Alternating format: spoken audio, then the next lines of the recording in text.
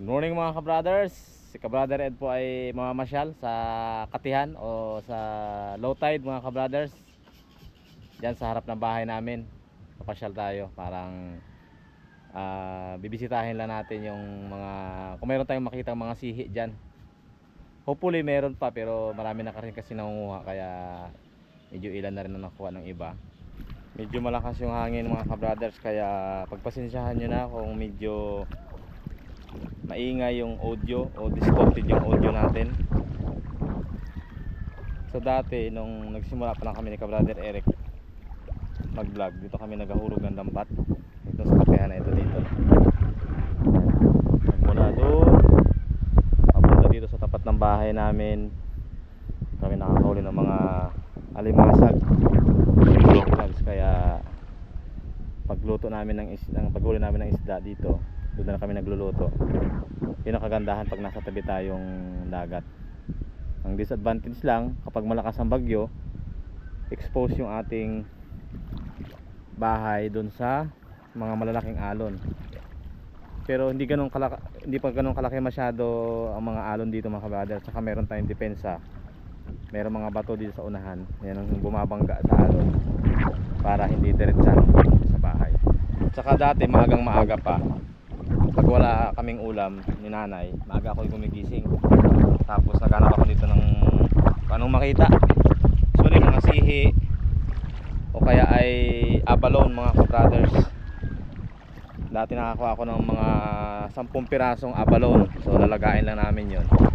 Saka may sihi, mga seashells dito sa ganitong uri ng bato. Dito sila nagtatago. Tingnan natin kung may mahuli tayo dito. Mahuli may makuha. So sa pagdami ng tao dito sa amin, siyempre marami rin yung demand dun sa pagkain. Kaya yung seafoods habang tumatagal kumukunti. Kaya meron tayo nakita dito ang aroset, yung sea grapes. So paparami-ramihin na natin dyan. Marami mga aroset po, pwede na itong kilawin. Kuha tayo dyan mamaya, pauwi na tayo. Dito dati nung hanap ako dito ng abalone, yan lang sa ganito, kinukuha natin. Mayroon pa silang punit kasi nakapit sa bato. Ngayon di na tayo nakakuha kasi marami na rin naghahanap ng mga ganong seafoods gaya niyan. Kuya naghahanap rin ng mga ulam yan hanggang umaga. Yung mga bato na yan binabaliktad nila yan kasi minsan dyan nagtatago yung kanilang mga hinahanap na mga sihi, mga seashells guys. Kuya, babalik po inyo yung bato. So, sisilipin. Kagaya ito mga kabrothers, sasampol tayo ng batong babaliktadin kung meron tayong makita sa ilalim. Uy, wala. Patsagaan talaga. Ito naman, wala rin. Nakailang baliktad na yan. Nabaliktad na to. Nabaliktad rin ulit natin. Oh!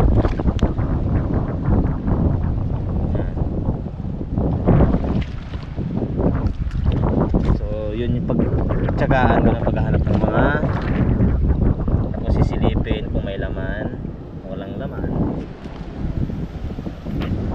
Minsan dito sila nakasuksok. Yan. Yung mga kabrothers, so yan ay parang buli-buli. Ito kinakain namin, ginagataan. Yan. Ginagawa namin dito, kinukuha namin ito loob. Yan. Ang tawag namin ito ay buli-buli. Masarap ang ano niyan, ang loob niyan, para meron siyang laman. Ginagataan namin. Yun lang, kailangan mong tiyagaan. Minsan tinatanggal dito sa bato, tinatapyasan tong bato para makuha siya, kasi baon na baon yan eh. Yo. Hindi natin ulit tayo pantanggal. Yan, nandun na siya sa loob. Yan. So yung sea creatures na yan, yung lilalang na yun mga kabrothers, pag high tide nakaabang yun lagi. So pag may isdan lumapit sa kanya, bigla niyang hihigupin. Yun, kakainin niya na. Talang na daw ang sihi. Wala na. Maliliit na sihi.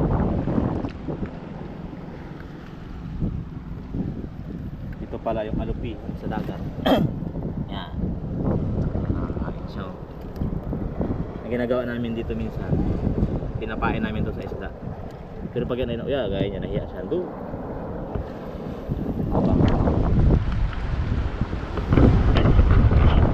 So dati nung mga bata pa kami, pag nagbaliktad kami ng bato, siguro sa 10 bato, mga ano doon, 5 to 7 ang may laman na sihi. Ngayon sa 10 bato mga kabrothers, bihira ka na makakuha ng isa. Usually isa o dalawa, ganon. Minsan wala pa. Sa dalang na naman. Kasi marami na rin nanguha araw-araw eh. Minsan dito na rin nakadepende yung kanilang pang-ulam.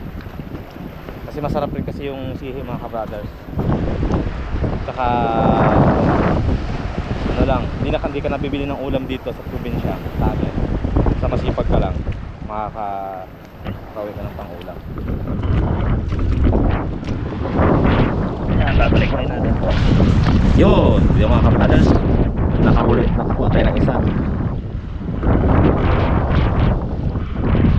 Yan ang hinahanap namin dito mga kabrothers, yung sihi.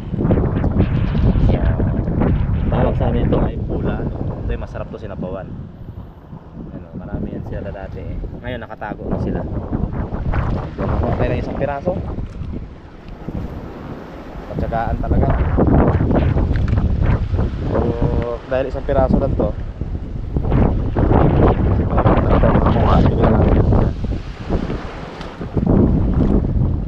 kayo na lang to?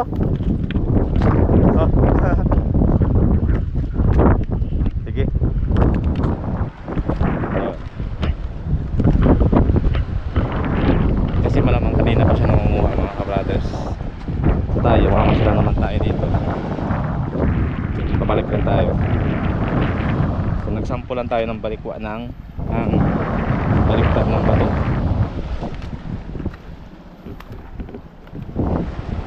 Ito pala mga kabrothers, meron kayo nakikitang mga usok ng kahoy, mga nakatusok.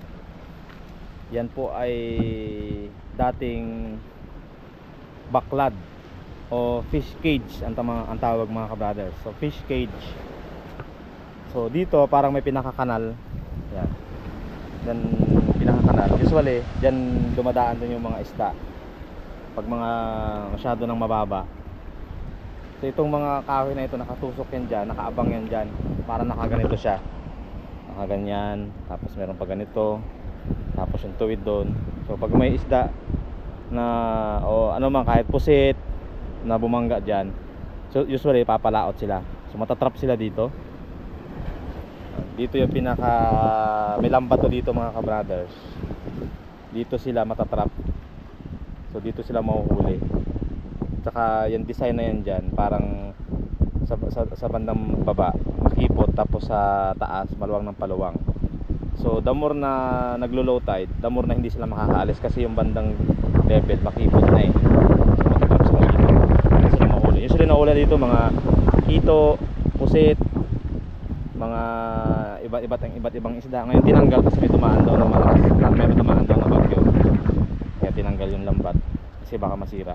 Papakita pala po ako sa inyong yung actually matagal ko na itong ipakita sa video namin, pero ngayon ko lang ipakita. Bali nung December 25, 2019 mga kabrothers, nung nananasan dito yung malakas na bagyo sa amin. Sa tingin ko nung mula na ako ay nasinilang, ito yung bagyo na yung pinakamalakas na naranasan ko, yung bagyong Ursula. December 24 siya mga kabrothers dumating. Bali 25 pagpapasko. Yun ang pinakamalungkot na Pasko dito sa area namin kasi brown out, maraming nasira. Yan, saka may namatay pa mga kabrothers kasi yung bangka ay nawasak ng bagyo. Yung bagyong Ursula mga kabrothers, hindi namin malilimutan yun. So kami nila ka-brother Eric tsaka Kuya Emil, nakabantay kami sa bahay. Hindi lang tinatangay. Tapos dito sa barangay namin, dito dumaan yung pinaka storm surge, yung malakas na bagyo na may kasamang ipo-ipo. So yung mga bato dito na ano dito ay talagang nabalikwa sila. Ibig sabihin nabaliktad sila nung malakas na bagyo na hangin, mga brothers. Hindi siya pangkaraniwan na yung, kaya mapansin nyo yung arrangement ng bato ay hindi siya pangkaraniwan. Talagang ano natin na parang may dumaan talaga o kaya may gumalaw. Kagaya nitong sa harap ko, yan, dati yan mga ka-brothers ay nakabaon yan, malaking bato na yan. Yan mga ka-brothers, nandun yan dati sa bandang doon. Sa lakas ng alon talagang napunta siya dito. Hindi siya basta-basta tatanggal ng mga ordinaryong tao kumpara sa ibang bato dahil siya nakalubog, low tide, nakalubog siya. Ito talagang nakaangat. Ayan. Tapos dito naman sa area na to, yan mga ka-brothers, yung mga bato na nagtambakan galing dito sa part na to, dito sila napadpad yung mga malalaking bato. Oh. Yan o, malalaking bato mga ka-brothers. Tumambak dito yung mga malalaking bato sa sobrang lakas ng bagyo, yung bagyong Ursula. Kaya kumpara dun sa mga dun banda sa part na ito, ito yung part na ito na kakaiba talaga yung pagkakatambak ng bato. Kaya kapag hahalataan na mayroong gumalaw. Yan o, yan mga ka-brothers, malalaking mga bato kagaya yan.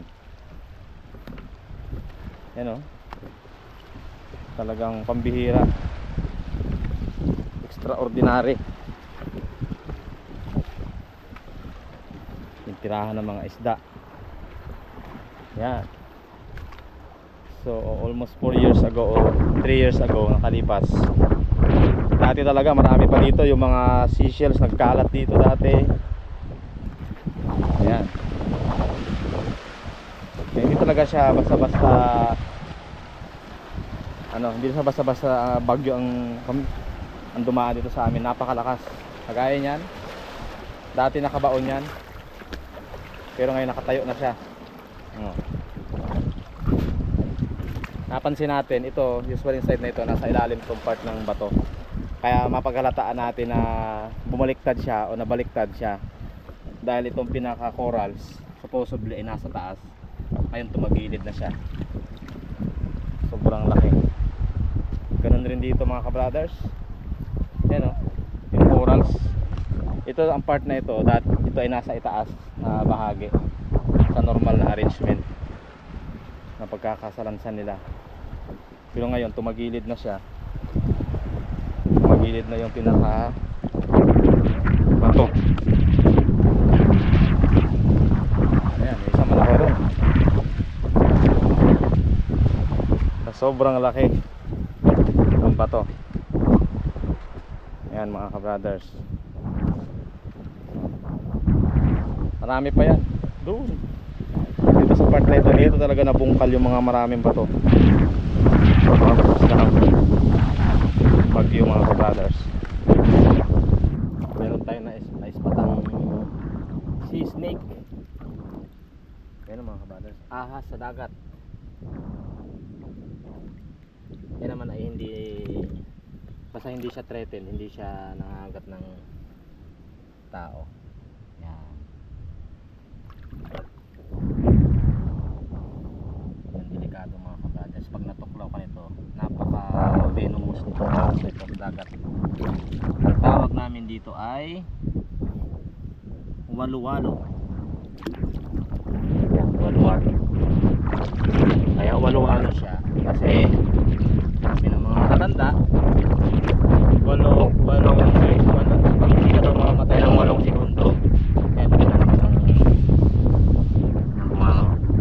pag hindi ka mamatay ng 8 segundo, 8 minuto, oras, 8 araw, 8 linggo, 8 buwan, o kaya 8 taon. Ang tawag namin dyan ay walo-walo.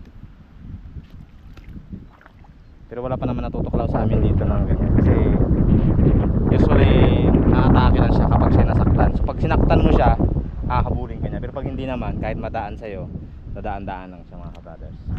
Yan, marami rin tayo dito mga tuyong. Ito matitindi manibo. Tuyo, marami ang mga kabrothers dito. Wala pang kumukuha pero matataba yung mga yan eh. Yan. Tuyo. Yan ang masarap. Pero ang kinakain kasi namin mga kabrothers, yung hindi yung ganyan matinik. Pag yan naman nakatibo, nakatinik, sigurado mas masakit sa haba ng kanyang mga tinik. Ano?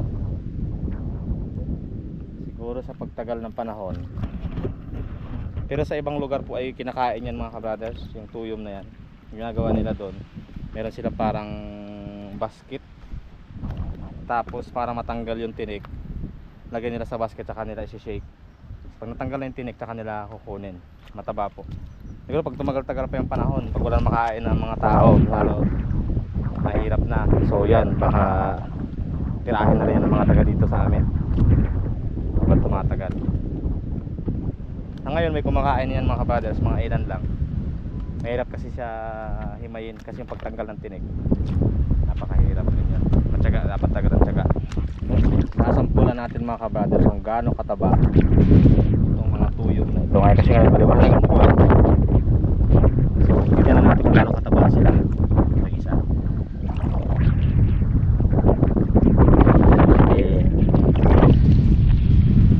Uy, ang hirap nito kasi ang tinik niya.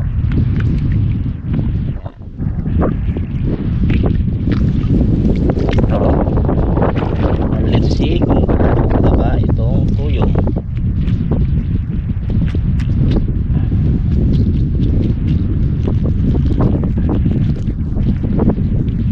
Ayun, napakataba mga kabrothers. Grabe naman. Yan o, dilaw na dilaw. Ayan mga kabrothers, purong taba.